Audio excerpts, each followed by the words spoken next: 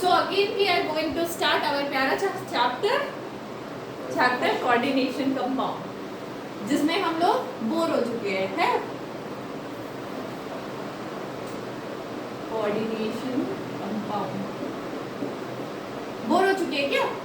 देखो ज्यादा और टॉपिक नहीं बचा है, मेरे ख्याल से 3 क्लास और मुझे लगेगा, we will complete this chapter. ठीक है, तो आज का है टॉपिक VBT। ठीक है, इसी टॉपिक पे आज का जो भी क्लास है वो खत्म हो जाएगा।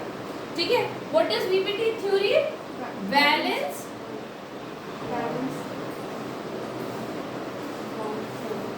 Bond theory. ठीक है, ओके। तो वैलेंस बॉन्ड थ्योरी जो हम लोग इस चैप्टर में पढ़ने वाले हैं, because we are studying coordination compound, तो हम कोऑर्डिनेशन कंपाउंड की नज़र से देखने वाले हैं कि वैलेंस बॉन्ड थ्योरी क्या कहता है। अदरवाइज सिंपल सॉल्ट के लिए भी वैलेंस बॉन्ड थ्योरी अप्लाई होती है, जो आप लोगों ने क्लास 11th में पढ़ लिया है। पढ़ा है क्या? नहीं पढ़ा हुआ है। ठीक है, अगर कोर्स पीछे जाओगे तो क्लास 11th में पढ़ चुके हैं फॉर सिंपल सॉल्ट, बट आज जो हम लोग पढ़ने वाले हैं that is for mix salt. Mix salt में भी कौन सा सॉल्ट? Coordination compound. ठीक है, चलो तो समझते हैं कि वैलेंस बॉन्ड थ्योरी कहता क्या है, कॉन्सेप्ट क्या है इसका। सपोज मेरे पास HCl है, ठीक है, HCl, तो ये कौन से बॉन्ड से जुड़ेगा? HCl बनेगा। कौन सा बॉन्ड बनता है इन दोनों के बीच में? देख लो, यहाँ पे एक इलेक्ट्रॉन इसका क्लोरीन का साथ वैलेंसी। ठीक है, तो 1 2 3 4 5 6 7 क्लियर है।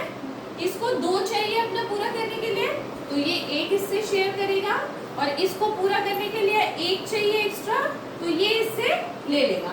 तो what is this bond known as? क्या बोलते हैं इसको? शेयरिंग ऑफ इलेक्ट्रॉन को क्या बोलते हैं? कोवैलेंट बॉन्ड, है ना। तो ये बॉन्ड कैसा है? Covalent bond. तो VBT थ्योरी क्या बोलता है? आप बॉन्ड बनाइए, वी डोंट डिसएग्री विथ कि ये बॉन्ड बनेगा, बट बॉन्ड बनाने से पहले इंटरमिक्सिंग कीजिए। क्या कीजिए? इंटरमिक्सिंग करना जरूरी है। What is this intermixing? Intermixing का मतलब होता है हाइब्रिडाइजेशन, जो कर पढ़ के आए हो क्लास 11th में। हाइब्रिडाइजेशन पढ़े हो ना? कौन कौन से हाइब्रिडाइजेशन होते हैं? उसमें ऑर्बिटल्स काउंट होते हैं, S P D F की कहानी होती है। तो भैया पहले इंटरमिक्सिंग कराइए, मतलब पहले क्या कीजिए? हाइब्रिडाइजेशन कीजिए, उसके बाद बॉन्ड बनाइए, कोई दिक्कत नहीं है। तो क्या होगा? सबसे पहले वैलेंस बॉन्ड थ्योरी का कहना है इंटरमिक्सिंग, देन ओवरलैपिंग। बॉन्ड बनाने के लिए ओवरलैप कर रहे हैं ना ये लोग, है ना, देन ओवरलैपिंग। यही है वैलेंस बॉन्ड थ्योरी का बेसिक कॉन्सेप्ट। ठीक है, तो आपको लिखना क्या है कि intermixing plus overlapping. First we go for intermixing, then we go for overlapping. That is known as valence bond theory, और वैलेंस बॉन्ड थ्योरी के कॉन्सेप्ट में यही सिखाया गया है। ठीक है, तो अगर ये बात समझ में आई कि intermixing plus overlapping is valence bond theory, तो हमको ये कहानी किसके ऊपर अप्लाई करना है? कोऑर्डिनेशन कंपाउंड के ऊपर। चलो अप्लाई करते हैं। ठीक है, चलो तो अप्लाई करते समय तुम बोलो और मुझे बताओ कि ये इंटरमिक्सिंग और ओवरलैपिंग हो कहाँ रहा है? कहाँ हो रहा है? कहाँ हो रहा है? कोऑर्डिनेशन कंपाउंड में कहाँ हो रहा है? कोऑर्डिनेशन कंपाउंड का हम सब पार्ट पढ़ चुके हैं, आयनाइजेशन स्पेयर, ये स्पेयर, लिगेंड्स और सेंट्रल मेटल एटम के बीच में, है ना। और अगर ये कोऑर्डिनेशन कंपाउंड नहीं होता तो हम बोलते सेंट्रल एटम और लिगेंड। ये हम पढ़ रहे हैं कोऑर्डिनेशन कंपाउंड, तो central metal atom and ligand के बीच में ये कहानी हो रही है, ठीक है। तो क्या होता है सेंट्रल मेटल एटम में, क्या होता है, वैकेंट इलेक्ट्रॉन होता है, मतलब वैकेंट स्पेस होता है। और लिगेंड क्या है, लिगेंड इज अ डोनर जो कि डोनेट करेगा, बॉन्डिंग क्रिएट होगा। तो बोलता है कि बॉन्डिंग बनाने से पहले क्या कीजिए, इंटरमिक्सिंग कीजिए, देन गो फॉर ओवरलैपिंग। तो यही कह रहा है इंटरमिक्सिंग एंड ओवरलैपिंग की कहानी यहाँ पे आ रही है। मतलब कोऑर्डिनेशन कंपाउंड में सेंट्रल मेटल एटम और लिगेंड के बीच में बीबीटी थ्योरी अप्लाई हो रहा है। समझ आया? पक्का? ओके। सो यहाँ पे कुछ सेंटेंसेस इंपॉर्टेंट, कि पहला सेंटेंस हो गया इंटरमिक्सिंग प्लस ओवरलैपिंग, पहला चीज होना जरूरी है। दूसरा क्या है कि मेटल के पास क्या होगा, वैकेंट ऑर्बिटल होगा। So metal has vacant orbital और बाइटल, ये जरूरी है, तभी ये ओवरलैपिंग होगा या फिर इंटरमिक्सिंग होगा। थर्ड पॉइंट क्या होना चाहिए, लोन पेयर किसके पास होना चाहिए, वेरी नाइस, लोन पेयर होना चाहिए लिगेंड्स के पास, तभी ये कहानी पॉसिबल है, अदरवाइज पॉसिबल नहीं होगी। ठीक है। अब नाउ यहाँ पे और एक कॉन्सेप्ट आता है, चलो इसको मिटा ले क्या, और एक कॉन्सेप्ट आता है क्या कि ये लिगेंड जो है वो कैसा लिगेंड है। लिगेंड्स आर बेसिकली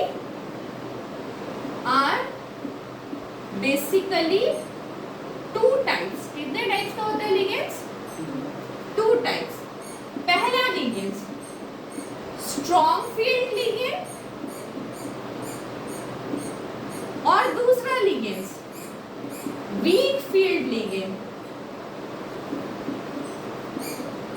ठीक है, क्या क्या बोला मैंने, strong field ligand and week field ligand. ये कहानी वही दो आदमी के है जो डोनेट करता है ना, जो डोनर है। डोनर कौन होता है, जिसके पास पैसे है। मान लो इसके पास 1 करोड़ रुपए है सपोज, और इसको बोला 5,000 रुपए डोनेट कर दीजिए, क्या इसको फर्क पड़ेगा, नहीं। तो वैसे लिगेंड्स कहलाएंगे तुम्हारा स्ट्रॉन्ग फील्ड लिगेंड्स। मान लो किसी के पास 10,000 रुपए है और उसको बोलो 5,000 रुपए डोनेट कर देने के लिए, तो उसको फर्क पड़ेगा, पड़ेगा ना। So those known as weak field ligand. समझ आया? ठीक है, okay. So strong field ligand और वीक फील्ड लिगेंड की भी कहानी क्लियर हुई। तो ये जो स्ट्रॉन्ग फील्ड लिगेंड और वीक फील्ड लिगेंड है ना, इसका एक सीरीज होता है। कैसे पहचानेंगे कौन सा स्ट्रॉन्ग फील्ड है, कौन सा वीक फील्ड है। So we have to study a series. ठीक है, अगेन सीरीज, ये पढ़ना ही पड़ता है, कोई ऑप्शन नहीं है। तो इसको बोलते हैं, वो सीरीज को स्पेक्ट्रोकेमिकल सीरीज। ठीक है, कौन सा सीरीज है, स्पेक्ट्रोकेमिकल सीरीज। मिटा ले इसको, ओके।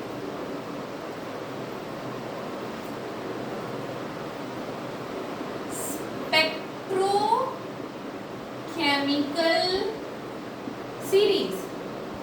चलो अब सीरीज लिखने की बारी आ गई, लिख लेते हैं। सीरीज क्या है, IBr SCN Cl S2 minus F minus, और ये ना लाइन में आएगा, मतलब अगर तुम्हारा कॉपी और लंबा हो सकता है तो लंबा कर देगा। ठीक है, तो लाइन में आएगा, ऊपर नीचे कहीं नहीं है सीरीज में। OH minus C2O4 minus 2 H2O NCS, उसके बाद EDTA NH3 EN CN minus CO। ठीक है, तो जब लेफ्ट टू राइट जाता है ना, तो स्ट्रॉन्ग फील्ड लिगेंड बढ़ता जाता है। स्ट्रॉन्ग फील्ड जो होता है लिगेंड्स लेफ्ट टू राइट बढ़ता जाता है, स्ट्रॉन्गनेस लिगेंड्स का स्ट्रॉन्गनेस बढ़ता जाता है। मतलब ये सबसे गरीब है, अमीर है, अमीर है, अमीर है, उससे ज्यादा अमीर, उससे ज्यादा अमीर, वैसा, ठीक है।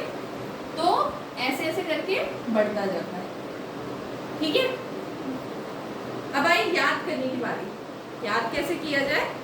Trick, again trick. देखो ट्रिक से याद हो जाता है, बस यही चीज है ना। क्या ट्रिक है? आई बर्बादी, ठीक है, शनि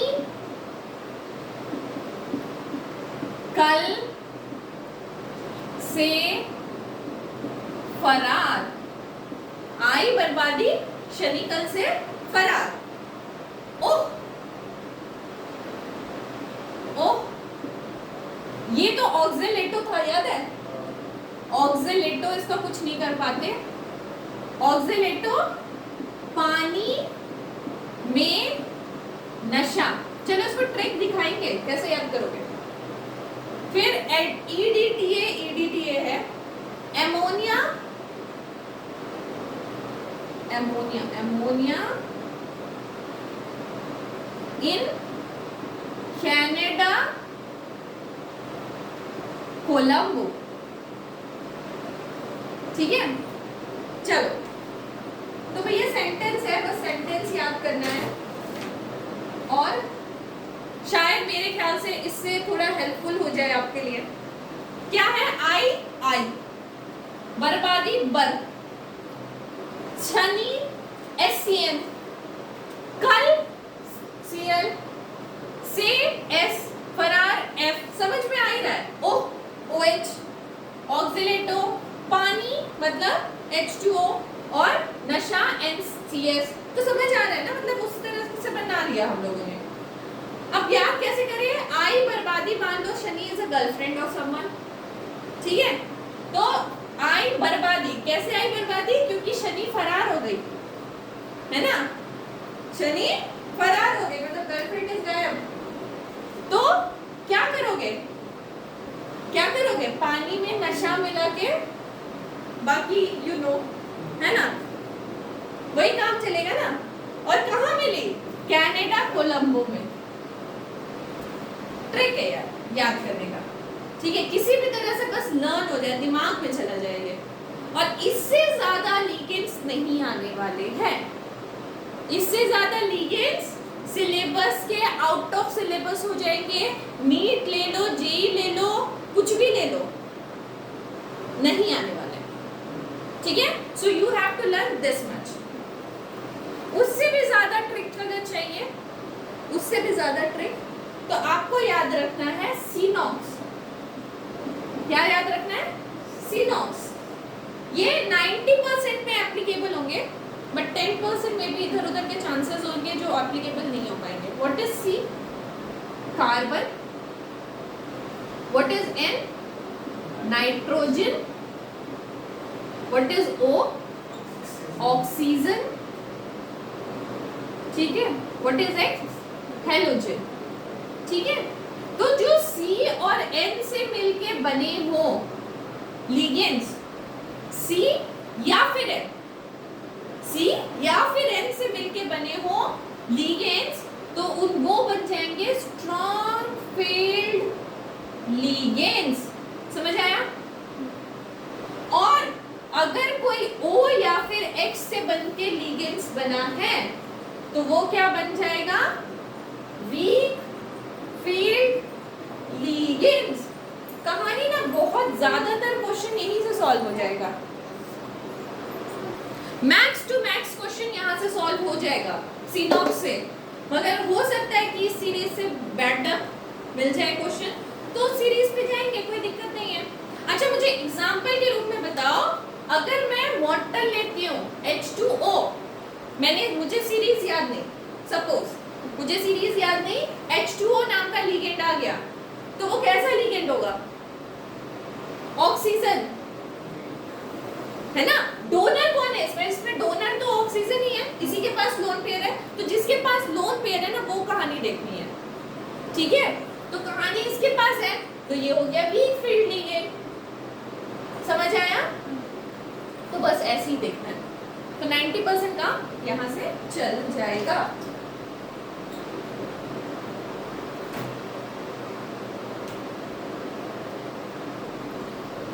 देखो सिलेबस काफी इजी रहता है, सिलेबस बहुत वास्ट नहीं रहता है, बस समझने का कॉन्सेप्ट का इम्पोर्टेंट है कि क्या आने वाला है, क्या सिलेबस में है या क्या सिलेबस के आउट ऑफ सिलेबस है, वो नहीं पढ़ना है। जैसे कि अभी जो वीबीटी थ्योरी से तुम्हारे पास क्वेश्चन आने वाले हैं, वो तुम्हारा कोऑर्डिनेशन नंबर जिस कंपाउंड का 4 और 6 है उसी से आने वाले हैं क्वेश्चन। दिखाती हूँ मैं टाइप ऑफ क्वेश्चंस कैसे होते हैं।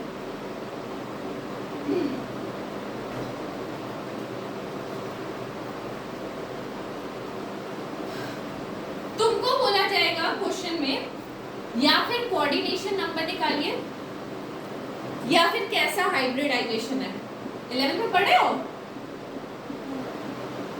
याद तो नहीं है, सिखा देंगे, ठीक है। कैसा हाइब्रिडाइजेशन नंबर है, कैसी उसकी ज्योमेट्री है, ज्योमेट्री भी पढ़ के आए हो, है ना, कैसी उसकी ज्योमेट्री है। और क्वेश्चन आता है मैग्नेटिक बिहेवियर कैसा है, वो भी पढ़ के आए हो।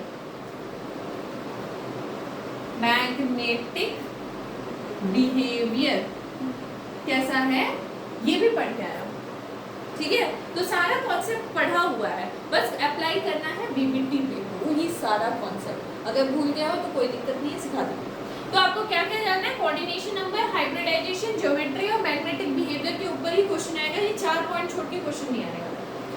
तो कैसे कैसे कंपाउंड के क्वेश्चन आने वाले हैं, तो मैंने कहा जिसका कोऑर्डिनेशन नंबर 4 या 6 हो वही हमारे सिलेबस में है और कोई सिलेबस में नहीं है। तो we will study only coordination number 4 and coordination number 6, ठीक है। तो याद रखना, मतलब कुछ चीज अगर तुमको हाइब्रिडाइजेशन बहुत अच्छे से नहीं 11 का क्लियर था तो कुछ चीज याद रखना पड़ेगा। अगर कोऑर्डिनेशन नंबर 4 होता है, ठीक है, तो हाइब्रिडाइजेशन होगा sp3 और dsp2, sp3 और dsp2। आपने sp3 पढ़ा होगा, dsp3 आपने 2 सुना भी नहीं होगा, आज सुन लो और इसको कोऑर्डिनेशन कंपाउंड में हम लोग इंक्लूड करेंगे, ठीक है। अगर sp3 हुआ तो वो शेप होगा टेट्राहेड्रल, ठीक है। और अगर dsp2 हुआ तो वो शेप होगा स्क्वायर प्लेनर, square, प्लेनर, ठीक है। अगर कोऑर्डिनेशन नंबर 6 हुआ तो 2 ऑप्शन अगेन, हाइब्रिडाइजेशन sp3d2 होगा या फिर d2sp3 होगा, दोनों ही शेप ऑक्टाहेड्रल, ठीक है। तो यही पूछा जाएगा। या फिर कोऑर्डिनेशन नंबर आपको निकालना आता है, कोऑर्डिनेशन नंबर, उसमें तो कोई दिक्कत नहीं है। हाइब्रिडाइजेशन मैंने बता दिया, अगर कोऑर्डिनेशन नंबर 4 होता है तो हाइब्रिडाइजेशन ये 2 में से हो जाएगा। अगर कोऑर्डिनेशन 6 होता है तो हाइब्रिडाइजेशन इन दोनों में से हो जाएगा।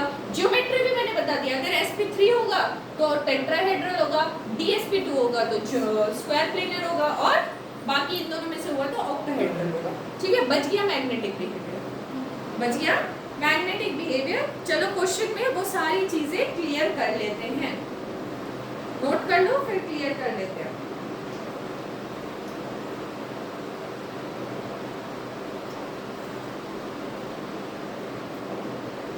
देखो क्वेश्चन मजेदार है, सीखना ध्यान से, बस मिटा ले। Okay, very nice.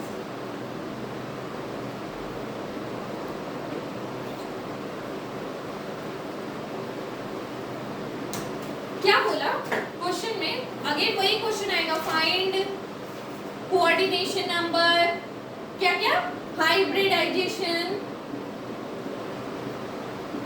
और ज्योमेट्री और मैग्नेटिक बिहेवियर ऑफ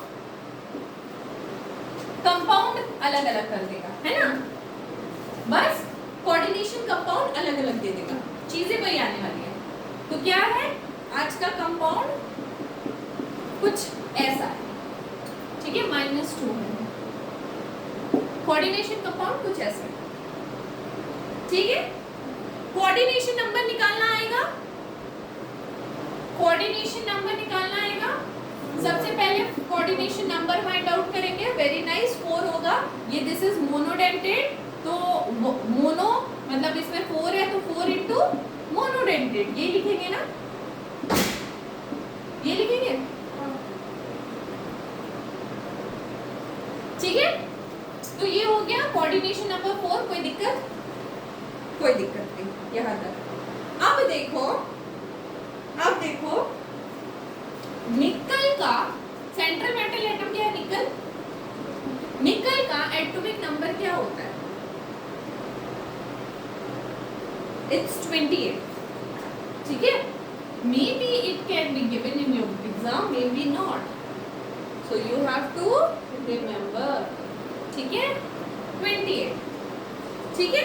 इसका लिखना है आपको हाइब्रिडाइजेशन, इसका लिखना है हाइब्रिडाइजेशन, लिख सकते हो, लिख सकते हो। अच्छा, इलेक्ट्रॉनिक कॉन्फ़िगरेशन नहीं लिखो, पहले कॉन्फ़िगरेशन लिखना आता है?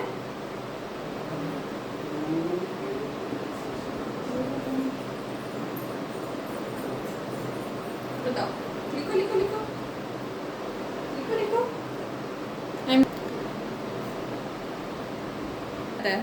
जाना चाहिए, कर लोगे ये मेरे ख्याल से, एक बार रिवाइज कर लेना ये चीज का, कर लोगे ना सब लोग, ठीक है। मैं क्या करती हूँ पता है, ये 4th पीरियड का मेटल है, ठीक है। 4th पीरियड में होता है n-1, मतलब इसका क्या करेंगे पता है, d ऑर्बिटल है, इसमें d ऑर्बिटल आता है, ठीक है। तो उल्टा कर देंगे, 3d8 4s2, बस उल्टा कर दिया मैंने। इलेक्ट्रॉनिक नंबर मतलब जो नंबर है एटॉमिक नंबर, उसका उल्टा कर दो, कॉन्फ़िगरेशन आ जाएगा, ठीक है। तो भैया this is a trick. Trick क्या है, ज्यादातर में काम आ जाएगा, 90%। जो एटॉमिक नंबर हो उसका उल्टा कर दो, बस यू हैव टू नो कि इसमें d ऑर्बिटल फुलफिल होता है, ठीक है। तो वो सारी चीजें प्रैक्टिस से आएगी, कोई और ऑप्शन नहीं है। तो कॉन्फ़िगरेशन लिखना बहुत बड़ी बात नहीं है, यू कैन डू, कोई दिक्कत, ठीक है। चलो, तो कॉन्फ़िगरेशन लिखना हो गया। Now find out oxidation number. इसका ऑक्सीडेशन नंबर निकालो तो क्या होगा, निकालो निकालो। ऑक्सीडेशन नंबर में क्या करेंगे, 2 ब्रैकेट लगाएंगे, बीच में माइनस का साइन लगाएंगे। पहले ब्रैकेट में क्या लिखेंगे, चार्ज, दूसरे ब्रैकेट में क्या लिखेंगे, 4 into 1 -1, very nice, -2 +4, answer is +2। तो निकल के ऊपर चार्ज कितना हो जाएगा, +2 का चार्ज हो जाएगा, कोई दिक्कत यहां तक? अच्छा, नाउ टेल मी, अगर इसके ऊपर +2 का चार्ज होता है तो किसमें से इलेक्ट्रॉन निकलेगा? +2 चार्ज आ गया ना, तो इलेक्ट्रॉन निकलना चाहिए। निकल का पहले एटॉमिक नंबर के हिसाब से ये कॉन्फ़िगरेशन था, तो अब +2 का चार्ज आ गया तो इलेक्ट्रॉन निकलने चाहिए, किससे निकलेंगे, S से, ठीक है। तो अगर इसका ऐसा कॉन्फ़िगरेशन हो तो छाया जाएगा। अगर हम फिल करते हैं, फिलअप करते हैं, यहाँ तक नोट हो गया क्या? एक बार कर लो फिर आगे बताते हैं। अगर ब्लॉक्स फिलअप करते हैं, ब्लॉक फिलअप तो करना आता होगा, पहले भी सीख रखा होगा ये सब चीज। डी ऑर्बिटल में कितना ब्लॉक होता है, 5, 1 2 3 4 5, S में 1 और P में 3, ठीक है। ऐसे करके ब्लॉक होता है, कोई दिक्कत यहाँ तक, ठीक है। अगर मैं इस निकल का भरती तो कैसे भरती, 8 है यहाँ पे, तो 1 2 3 4 5 6 7 8 और 4 S2 है, तो इसको भी 2 से भर देती, भर दी ना, यहाँ तक तो कोई दिक्कत नहीं मेरे ख्याल से, है ना। अब क्या हुआ है, 2 इलेक्ट्रॉन कम हो गया है, 2 इलेक्ट्रॉन कम हुआ है तो कहाँ से निकलेगा भाई, s ऑर्बिटल से निकलेगा, निकाल देते हैं। दिस इज Ni2+, कोई दिक्कत। नाउ टेल मी, अगर कोऑर्डिनेशन नंबर 4 होगा, कोऑर्डिनेशन नंबर 4 होगा, अच्छा यहाँ पे लिख देती हूँ 3d 4s और ये क्या होगा 4p होगा ना। नाउ कोऑर्डिनेशन, और d का भी यहाँ पे फिर से होगा, ठीक है। कोऑर्डिनेशन नंबर इज 4, तो बैकेट ऑर्बिटल कहाँ दिख रहा है, यहाँ तो कोई बैकेट है नहीं, खाली और s और p में दिख रहा है। कितना भरना है हमको, 4 भरना है, तो दिस इज 1 2 3 4, यही बैकेट दिख रहा है। मतलब हाइब्रिडाइजेशन क्या होना चाहिए, s p 3, समझ आया, समझ आया। यहाँ तक नहीं समझ आया तो एक बार पूछ लो, एक बार होल्ड कर लो, क्लियर। तो मुझे कोऑर्डिनेशन नंबर निकालना आता है, मैंने कोऑर्डिनेशन नंबर इजीली निकाल लिया, इसमें मेरे को कोई दिक्कत नहीं है। मुझे Ni का एटॉमिक नंबर पता है, तो Ni के एटॉमिक नंबर से मैंने क्या निकाल लिया, उसका कॉन्फ़िगरेशन निकाल लिया। वेरी नाइस, वो भी मुझे अच्छी तरह से पता है कि कॉन्फ़िगरेशन कैसे करते हैं, ठीक है। उसके बाद मैंने ऑक्सीडेशन नंबर निकाला, क्यों, क्योंकि उसको बॉन्डिंग करनी है, ठीक है। तो ऑक्सीडेशन नंबर निकाला तो देखा मैंने इसके ऊपर 2 चार्ज है, तो मैंने क्या किया, फील्ड से 2 इलेक्ट्रॉन s से निकाल दिया, ठीक है। बट एक चीज और सीखी थी हम लोगों ने, strong field ligand, weak field ligand, उसका कॉन्सेप्ट तो नहीं आया ना। फील्ड है ना यार, we are filling up the fields, तो फील्ड में वो स्ट्रॉन्ग फील्ड लिगेंड्स और वीक फील्ड लिगेंड्स वाली स्टोरी तो आई नहीं, तो उसका क्या किया जाए, उसका क्या किया जाए, तो वो स्टोरी में कैसे आता है, देखो। अगर हम क्या यूज करते थे, कौन सा वर्ड था वो, सिनॉक्स, है ना, CNOX। अब देखो लिगेंड किससे बना हुआ है, तो कैसा होगा ये, नाउ यू अंडरस्टैंड। यहाँ पे हम इजीली लिख सकते हैं, this is a strong field ligand, कोई दिक्कत नहीं। तो जब मुझे स्ट्रॉन्ग फील्ड लिगेंड पता चल गया, तो strong field ligand always present in pair, pairing होती है इसीलिए वो स्ट्रॉन्ग होता है, पेयरिंग नहीं होगा तो वो वीक फील्ड लिगेंड हो जाएगा, है ना, है ना। तो यहाँ पे भी तो पेयरिंग होनी चाहिए थी, अगर पेयरिंग होगी तो ये इलेक्ट्रॉन उठ के यहाँ नहीं आ जाएगा, समझ आया, पक्का। तब क्या होगा, 4 ऑर्बिटल क्या यहाँ तक फिल रहेगा, नहीं, 4 ऑर्बिटल फिर चेंज हो जाएगा, दिस इज 1 2 3 and 4। नाउ ये हाइब्रिडाइजेशन भी नहीं रहेगा, कौन सा हाइब्रिडाइजेशन है बताओ, DsP2, और DsP2 हाइब्रिडाइजेशन हमने किस में पढ़ा है, किस में पढ़ा है, कोऑर्डिनेशन नंबर 4 में। तो क्या ये सच आ रहा है, यस। शेप क्या बता देंगे, शेप क्या था, स्क्वायर प्लेनर, ठीक है।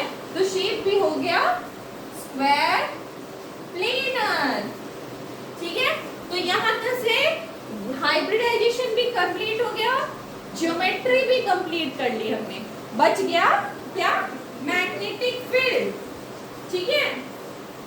अगर पेयरिंग होती है, pairing means pair, dia, pairing means di, तो डाया मैग्नेटिक, पेयरिंग मीन्स कहाँ लिखूं, यहाँ लिख दो, पेयरिंग मीन्स डाई, है ना, तो डाया मैग्नेटिक, ठीक है। तो कैसा मैग्नेटिक बिहेवियर है इसका, पेयरिंग है, पेयरिंग है ना, तो डायमैग्नेटिक। अगर पेयरिंग नहीं होता तो पैरामैग्नेटिक, ठीक है। अब क्लियर हुआ, क्वेश्चन कंप्लीट हुआ। अब अगर ये समझ आ गया तो एक क्वेश्चन हम दे, करोगे बेटे बेटे, कर करके जाओ यार, कॉन्फिडेंस बनेगा। सो मच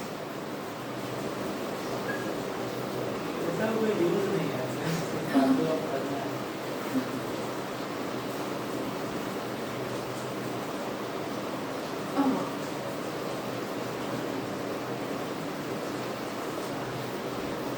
चलो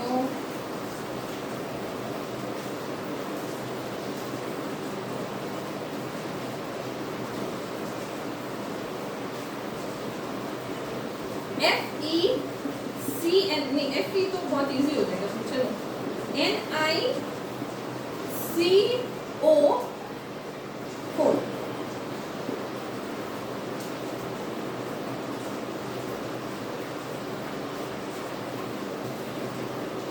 ये थे, एक मिनट चेंज करते हैं थोड़ा सा, इसमें कंफ्यूजन क्लियर। ये वाला लो, NiCl4 नाउ। चलो ये वाला कर लो, पॉज कर लो, कर लो।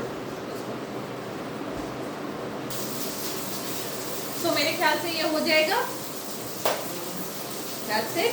और होमवर्क अपना एक्सरसाइज बुक का क्वेश्चन ट्राई करोगे, कुछ नहीं आएगा तो पूछोगे, ठीक है।